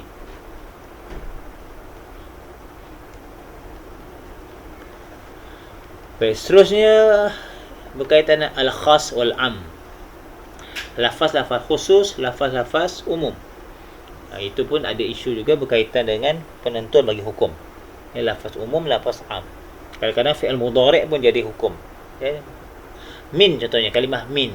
Min itu untuk tab'id ke ataupun untuk tabyin. Contohnya lah kalimah min dalam Quran untuk menentukan tertentu atau menentukan sebahagian. Itu juga boleh jadi hukum juga ya. Baik, dalam kitab Al-Quranul Karim banyak kaedah bersifat bahasa. Ya, bahasa yang mana bahasa ini dia berkaitan dengan hukum ahkam dan lafaz, metodologinya, lafaz kaedahnya ya. Jadi lafaz-lafaz nas ini dia ada keadaannya, ada makna yang tertentu ya. Dalam bab ini juga kita bincang berkaitan dua lafaz dalam Al-Quran dan As-Sunnah. Jadi kedua-dua bentuk ini ada perbezaan dari segi dilalahnya. Dalalah maknanya dalilnya tu ada perbezaannya. Okey. Ini cerita tentang kaedah lafaz am dan lafaz khusus. Lafaz am, lafaz yang datang dalam bentuk umum ya, merangkumi semua afrad yang terdapat dalam suatu lafaz ya. Semua afrad ni muradifnya, kata-kataan itu dan semua lafaz umum. Lafaz khusus ya, menentukan makna-makna yang secara khusus ya, khusus saja ya. Jadi lafaz al-am ini dikhususkan untuk maknanya dengan lafaz-lafaz khas. Jadi dipanggil takhsis ya. Takhsis ni mengkhususkan sesuatu yang bentuk am ya.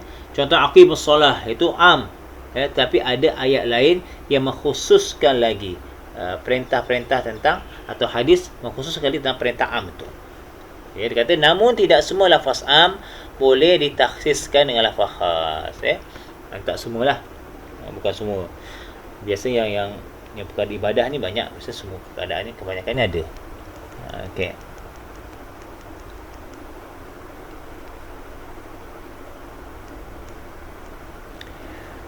Kemudian maksud kaedah pengambilan hukum. Pengambilan hukum iaitu ambil hukum dari dalil syarak. Apa dia? Al-Quran dan As-Sunnah. Dibawa dalam lafaz yang pelbagai. Okey. Jadi kita pergi pada pengertian al-am. Baik, lafaz yang diperuntukkan sebanyak sekali dan hanya sekali diperuntukkan menunjukkan kepada beberapa perkara yang banyak. Maksudnya aqimus solah sekali je, tapi dia banyak isu dalam tu ya. Ar-Razi, Imam Ar-Razi rahimahullah ya, mentarifkan am sebagai lafaz yang meliputi keseluruhan makna yang sesuai dengannya berdasarkan satu peruntukan ya. Baik, contohnya lah ini dari sudut dia punya lafaz matan dalam kitab dia lah. Al-lafzul mustaghriqu li jami' ma yasluhu bihasbi wadal wahid. Maksudnya apa? Al-mustaqri, lafaz yang meliputi. Meliputi dalam takrif ini ialah mengeluarkan lafaz dalam bentuk jamak yang nakirah. Nakirah ni apa? Kita ada ma'rifah, nakirah. Nakirah contohnya lafaz salatun. Salatun itu nakirah. Tapi kalau ma'rifah as-salat ada alif lam dipanggil ma'rifah. Jadi nakirah. Jadi bentuk nakirah, jamak nakirah ni maksudnya dia umum lafaznya, itu maksudnya.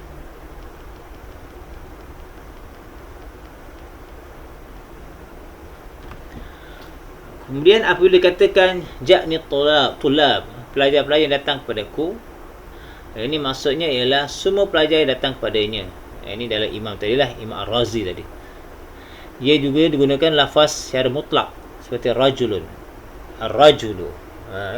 Ar-rajulu kerana tidak meliputi semua lelaki. Ya. Sebab ada kaedah ar-rajulu ni kadang termasuk juga perempuan. Guna ar-rajulu. Ya. Perkataan ma yuslihu, yang bersesuaian. Maksud yang bersesuaian ialah untuk membezakan perkara-perkara yang tidak termasuk dalam pengertian satu lafaz. Ya. Contohnya auladu Ziyad, auladu Zaid, auladu Zaid. Jadi kalau kata bersesuaian itu auladu Zaid itu maksud anak-anak Zaid saja. Dia tak meliputi anak orang lain.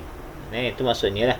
Ini dalam pencerahan atau penerangan berkaitan dengan matan tadilah yang ini, yang atas ni. Yang ni ya. Ini satu kaedah sebenarnya.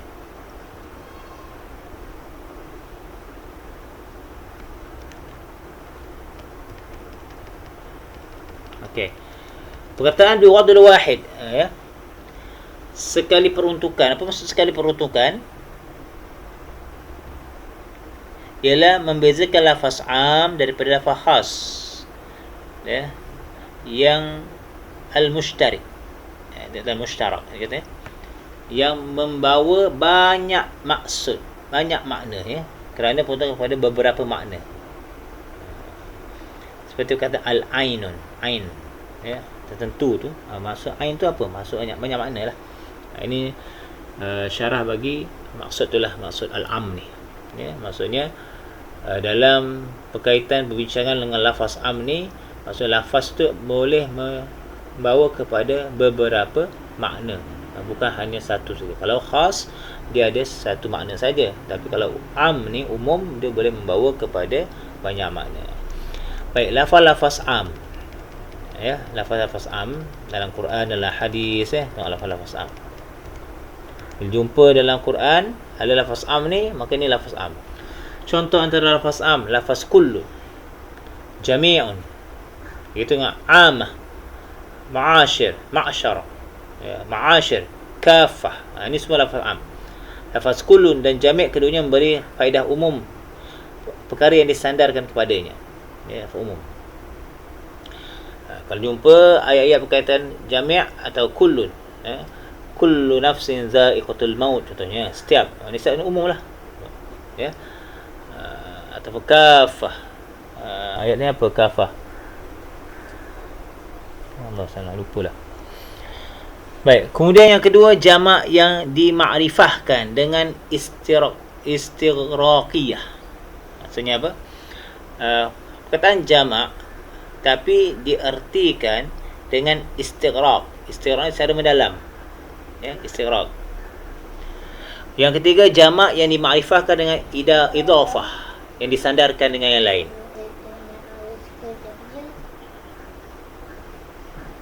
Dengan idhafah. Kemudian lafaz mufrad. Jadi jamak ini lafaz mufrad.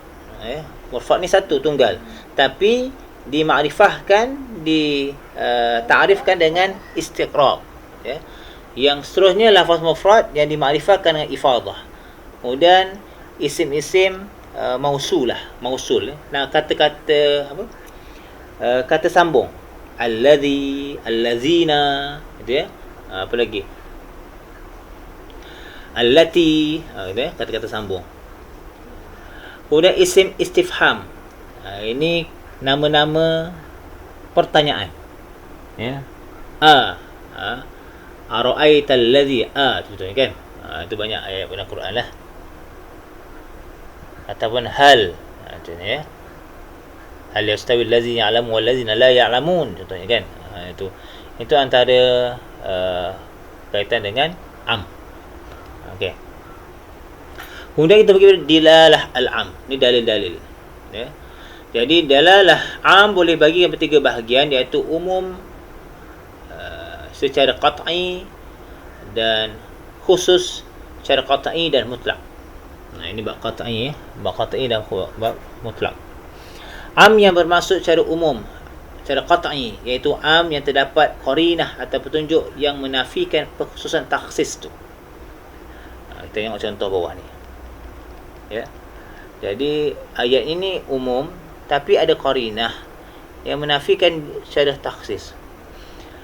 Maksudnya, dan tiadalah suatu pun dari makhluk-makhluk yang bergerak di bumi melainkan Allah jualah yang menanggung rezekinya dan mengetahui tempat kediamannya dan tempat dia disimpan. Semuanya tersurat dalam kitab Al-Lauhul Mahfuz yang nyata kepada malaikat-malaikat berkenaan. Baik, ayat ini menetapkan sunnatullah yang tidak menerima perubahan. Ya, sunnatullah, ketetapan Allah Ta'ala, ya, yang tak ada perubahan. Sebab semuanya Allah dah tentukan di Lauh Mahfuz. Maka ayat ni kekal sifat umum. Ia merangkumi semua maknanya secara afradnya, secara berterusan dan berkekalan. Ya. Maksudnya walaupun ada berkaitan dengan pengkhususan dalam ayat ni, tapi secara umumnya ayat ni maksud afrad ini ya, secara berterusan dan berkekalan. Maksudnya semua perkara yang bergerak di bumi, menanggung rezeki sebagainya, rezeki dan sebagainya Allah dah tentukan di Lauh Mahfuz. Itu namanya ayat umum. Ya. Kemudian yang kedua, am yang bermaksud khusus secara qat'i, iaitu am yang disertakan dengan qarinah yang menafikan ia berterusan dalam keadaan umum. Yang pertama tadi dia berterusan umum, takkan sampai kiamat, maksudnya tetaplah keadaan begitu yang telah tetap dalam Lauh Mahfuz. Tapi ayat yang kedua ni pula dia bersifat umum tapi tidak secara berterusan. Contohnya ya, Allah mewajibkan manusia mengerjakan ibadah haji dengan mengunjungi Baitullah, iaitu bagi siapa yang mampu sampai kepadanya. Man istata' ilaihi sabila. Ya. Jadi perkataan man istata' tu ya, ini sesuatu yang mampu. Ya. Arabnya man istata'u menunjukkan bahawa yang dikehendaki iaitu am, iaitu manusia, an-nas yang mampu, manusia yang mampu. Maknanya manusia tu semua Allah wajibkan ujian haji sebenarnya semua, tapi dia ada ciri pengkhususan ataupun dia ada tertentunya itu, ada qarinahnya itu. Maknanya siapa yang mampu. Maka yang tidak merangkumi mereka yang tidak mampu, kanak-kanak dan orang gila pada peringkat permulaan lagi. Ya. Maksudnya bagi orang yang tak mampu dari sudut harta ataupun kanak-kanak atau orang gila ni, maka dia tidaklah diwajibkan begitu. Baik, yang ketiga, am secara mutlak merupakan lafaz am yang tidak punya tanda atau dalil yang boleh mengkhususkannya. Ini umum terus, ya? Tak ada yang khususkan. Yang macam nombor 2 tadi, am, tapi ada yang mengkhususkan. Man istata' ilaihi sabila, itu khususkannya. Tetapi ini am mutlak. Am mutlak maknanya umum, boleh dibagi pada 2, iaitu qat'i dan zanni. Contoh am secara qat'i, ini nyata ni, nampak jelas. Apa dia? Dalil firman Allah Ta'ala berkaitan dengan, dan janganlah kamu makan dari sembelihan binatang halal yang tidak disebut nama Allah Subhanahu Wa Ta'ala ketika menyembelihnya. Mimma, inilah dalam ayat sebut am secara mutlak, secara qat'i, kerana setiap sembelihan yang tak disebut nama Allah qat'inya haram. Apa juga pun, tak kisahlah apa jenis pun, jadi secara umumnya haram. Ya, maknanya tak boleh makan. Walaupun binatang tu binatang halal. Contohnya apa? Binatang kambing ataupun lembu ataupun unta ataupun ayam, binatang-binatang halal, tapi tak disembelih atas nama Allah Ta'ala, maka jadi haram. Ya, itu kaedahnya umum. Itu qat'i dah. Yang kedua, am dari sudut zanni. Zanni ni berdasarkan hadis Nabi sallallahu alaihi wasallam ya. Dhabihatun al-muslim halalun zikrul ismullah am lam yuzkar. Sembelihan muslim halal sama ada menyebut nama Allah ataupun tidak. Ya. Berdasarkan hadis ahad di atas dapat dilihat bahawa ia mengkhususkan ayat Al-Quran sebelumnya tadi. Ya, ayat asasnya ayat ni. Ayat berkaitan ni ya. Janganlah kamu makan. Ni. Tetapi ada pengkhususannya pula. Ya, khususan dalam hadis Nabi sallallahu alaihi wasallam, iaitu berdasarkan hadis tersebut 9 muslim adalah halal dimakan walaupun tidak menyebut nama Allah Taala. Ya, ini ada perbincangan yang panjang sikitlah ya. Kalau ikut mazhab Syafi'iyah mesti sebut nama Allah Taala. Yang mesti sebut ya. At least niat kusmillah ni kerana Allah Taala ataupun bismillahirrahmanirrahim ya. Ya.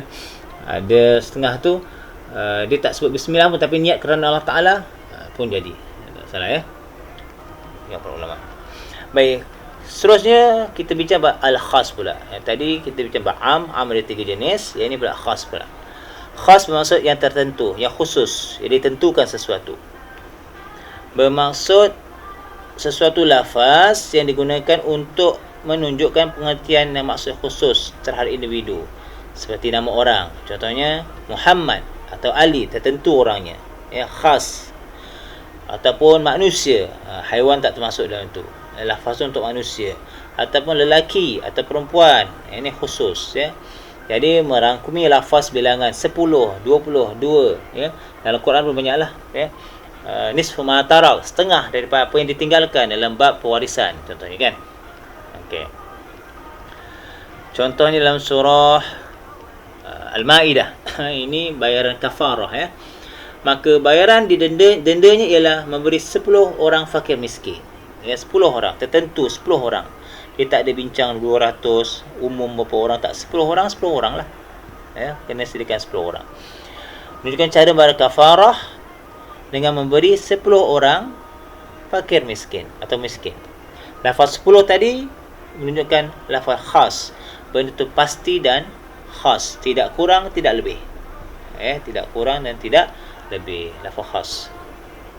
Dan maknanya secara qat'i, tak ada makna lain lah, tak ada nak takwil lah. Tapi kadang-kadang agama-agama sesat ni kadang dia mentakwilkan lafaz yang khas dan qat'i ni menjadi benda yang lain. Itu tak betul lah tu nak tafsir kena ikut yang muktabar ya. Selain itu lafaz khas juga adalah lafaz yang diperuntukkan bagi menunjukkan satu makna yang secara berasingan. Ya. Tadi cara khusus, ini cara berasingan. Menunjukkan contohnya lafaz khas digunakan pelbagai seperti rajulun atau makna yang banyak atau dapat dikira seperti thalathah, 3 atau mi'ah, 100. Ya. Ini contohnya lah. Ini cara berasingan. Baik, dalam bahagian khas dapat satu proses digunakan untuk mengkhususkan suatu hukum dalil-dalil bentuk umum. Proses ini dinamakan takhsis. Macam tadilah ya. Ada firman Allah Ta'ala, Al-Quran umum, tetapi ditakhsiskan dalam hadis Nabi SAW. Maknanya fungsi antara fungsi hadis juga kita dah belajar dulu, iaitu mengkhususkan sesuatu hukum yang sifat umum dalam Al-Quran. Ini namakan sebagai proses takhsis. Okey. Baik. Takhsis itu apa? Ialah mengeluarkan sebahagian dari lafaz-lafaz am berdasarkan dalil. Ya, sebahagian ya, bukan umum tadi, sebahagian diambil. Kadang sesuai untuk orang ni, kadang sesuai untuk orang ini. Baik, takhsis dapat lihat berlaku dalam Al-Quran, umpama lafaz an-nas. An-nas An-nas ini hanya kepada manusia yang mukallaf, tidak kepada orang gila ataupun kanak-kanak. Contoh ayat ialah Allah mewajibkan manusia mengunjungi ibadah haji dengan mengunjungi Baitullah dan siapa yang mampu untuk sampai kepadanya. Mana ditakhsiskan kepada An-nas, setiap manusia, diwajibkan pada manusia. Ya. Manusia ni siapa? Manusia lah. Dia tak wajib pada kanak-kanak dan tak wajib pada orang gila. Manusia ibadah haji tu. Tapi dia ada ciri khususan juga untuk tadi untuk siapa yang mampu sampai kepadanya. Okey. Jadi jumhur ulama mengakui bahawa keharusan berlakunya takhsis. Ya. So ada kadang-kadang dia ambil sumber hukum, tak ambil hadis. Al-Quran saja tanpa hadis, jadi dia akan bersifat umum saja. Ya, tapi ulama mengharuskan takhsis dalam hukum am ni. Kata namun begitu mereka berbeza pendapat tentang dalil-dalil yang boleh mentakhsiskan. Ada yang boleh ambil, ada yang tak boleh ambil. Sebab itu tengok mana ya. Contoh kita lihat. Menurut kebanyakan ulama selain mazhab Hanafi. Ya, selain mazhab Hanafi. Takhsis adalah harus sama ada oleh dalil yang berasingan atau tidak berasingan. Ya, maksudnya ada banyak dalil menentukan ataupun ada dalil khusus ke tu. Sama ada ia bersambung dengannya atau terpisah dengannya selagi kewujudan tidak lewat dari waktu beramal. Ya. Terdapat pelbagai bentuk takhsis menurut jumhur ulama. Kenapa mazhab Hanafi ni dia kurang dalam mentakhsiskan? Ya. Sebab mazhab Hanafi ni dia kalau ikut kaedahannya dia ulama-ulama ni dia banyak ambil sumber khusus, ya, di mana di dalam hadis Nabi ataupun dalam Al-Quran Al-Karim. Ya, sebab apa? Sebab ketika mana mereka ni dekat dengan Madinah, ya. Bila Madinah ni mereka dekat dengan orang-orang yang ada dalil, ya, berbanding dengan mazhab lain yang jauh, ya, kedudukannya. Secara umumnya ia bolehlah dibahagi kepada dua, iaitu pentakhsis yang berasingan dan pentakhsis yang tidak berasingan. Ini jadi mukhassis ghair mustaqil dengan mukhassis al-mustaqil.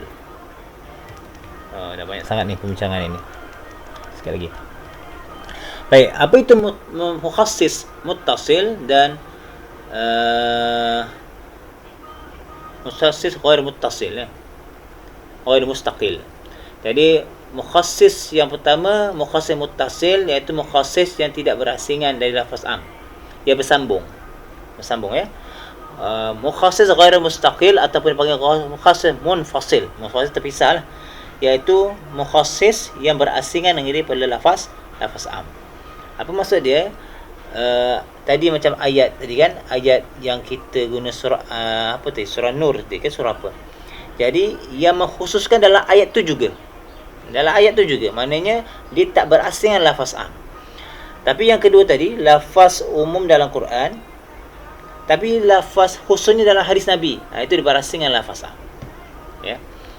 Contoh lafaz muttasil dikenai sebagai tidak berasingan, ya. Dalil yang merupakan sebahagian dari ungkapan yang mengandungi lafaz am. Ya, dalam tu ada juga dalil. Dalam lafaz am tu ada dia punya pengkhususnya. Dia terjadi dalam beberapa jenis, antaranya ialah apa ni? Istisna muttasil.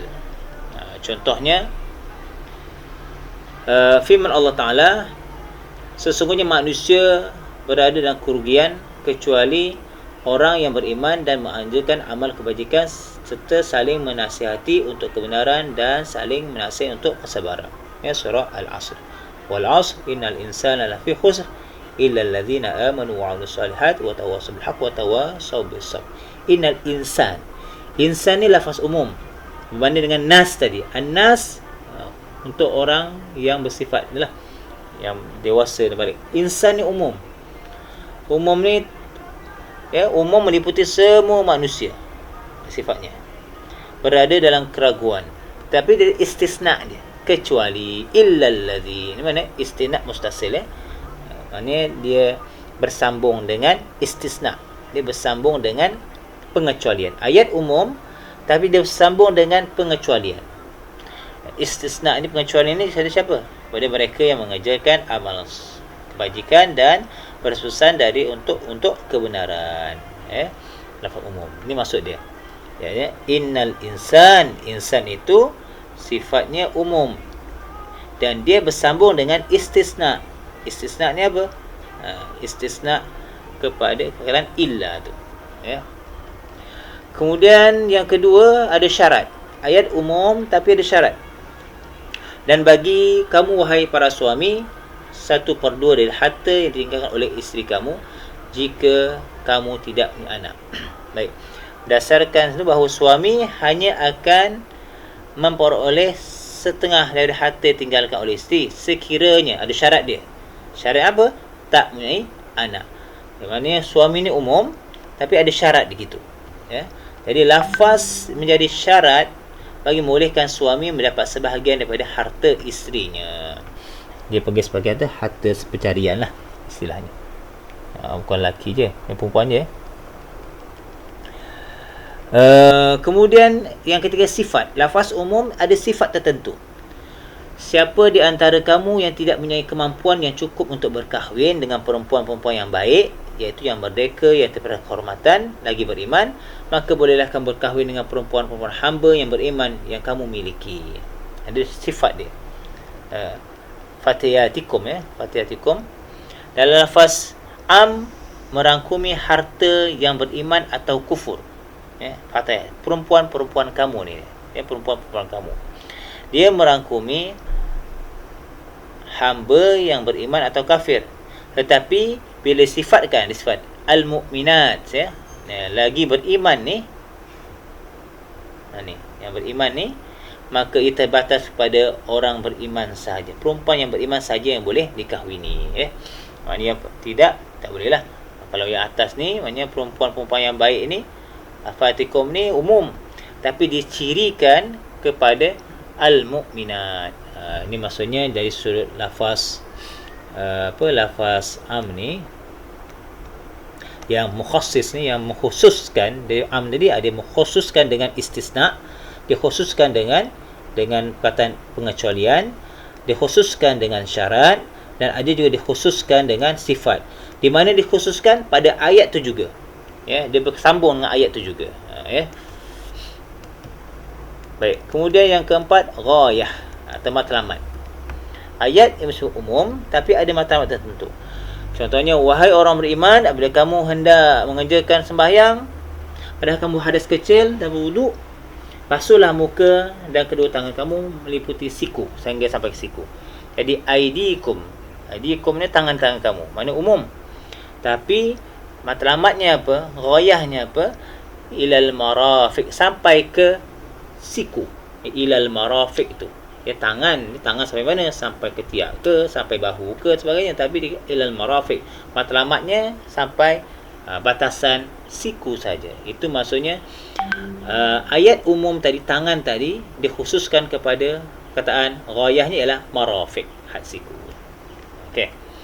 Itu dalam bab mukhassis mustaqil, muttasil, yang bersambung. Yang ini mukhassis yang tidak dikhususkan, yang tidak bersambung.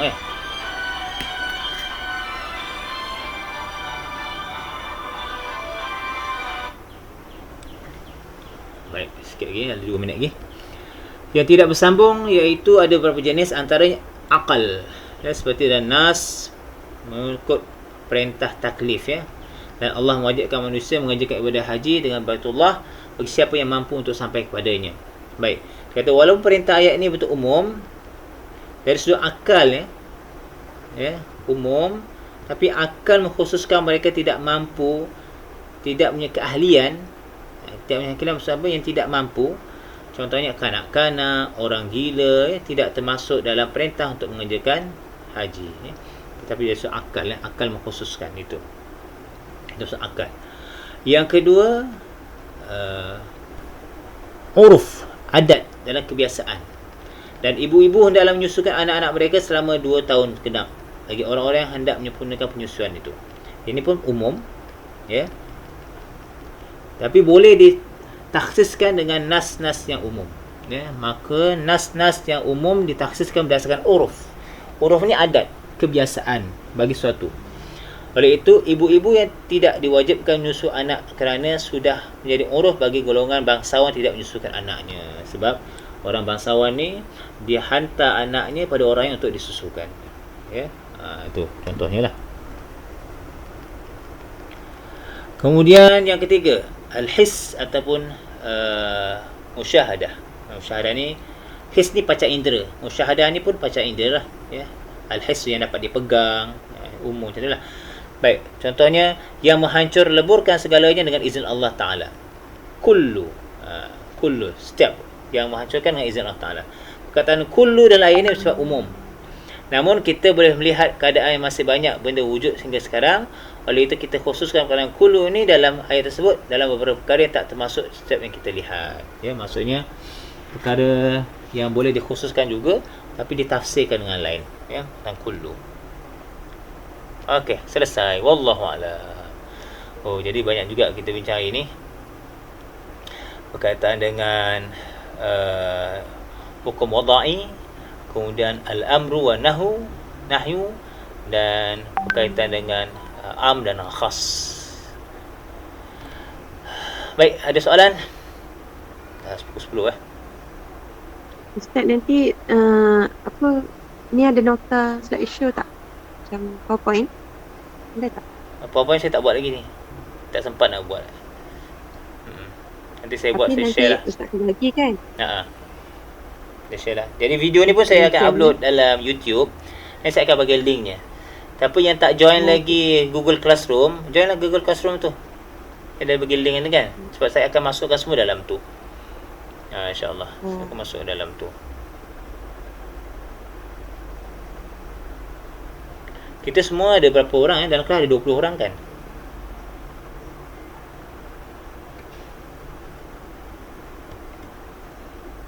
Betul Ustaz, 20.